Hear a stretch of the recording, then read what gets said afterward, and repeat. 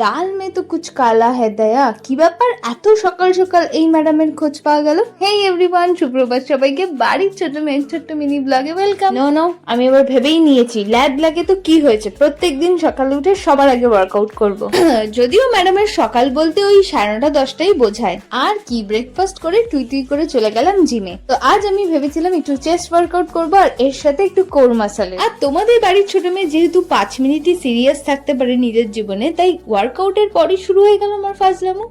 Sorry guys, please pardon me.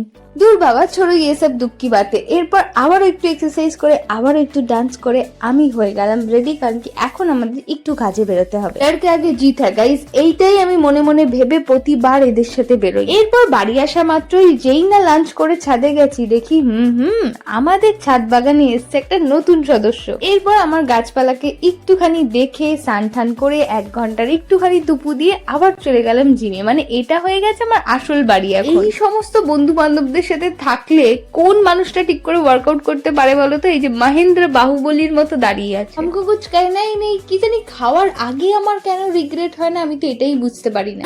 তাই আর কি, ওই একটা মোমো আর একটা ফুচকা খেয়ে চলে আসলাম বাড়িতে, বেশি খাইনি।